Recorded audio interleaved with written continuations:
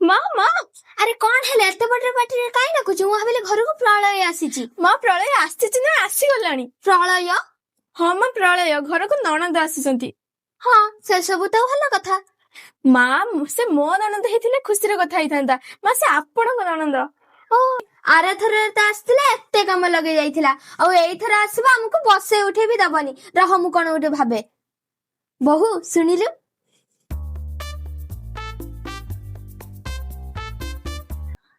ଭାଉଜ ଭାଉଜ। ଆରେ ତମେ ଆସିଛ? ହଁ ଭାଉଜ।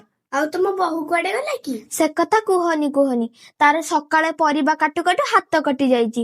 ସେ ତ କାମ କରିପାରୁନି। ବୋହୁ ବୋହୁ। ଆଜ୍ଞା ମା। ନାନୀ ଆପଣ ଆସିଛନ୍ତି?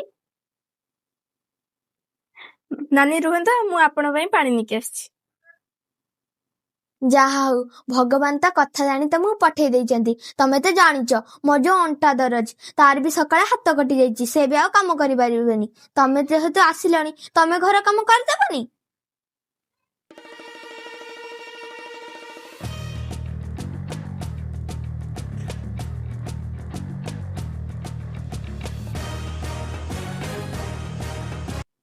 ଭାଉଜ ମୋର ଗୋଟେ କଥା ମନେ ପଡିଗଲା, ମୁଁ ଆସୁଛି। ଆରେ ଆରେ ନାନୀ ନିଅନ୍ତୁ। ମା ନାନୀ କୁଆଡେ ଗଲେ? ବୋହୁ ଆମ ପ୍ଲାନ୍ ସକ୍ସେସ୍ ହେଇଛି। ଘରୁ ଗୋଟେ ଗ୍ରହ ଗଲା।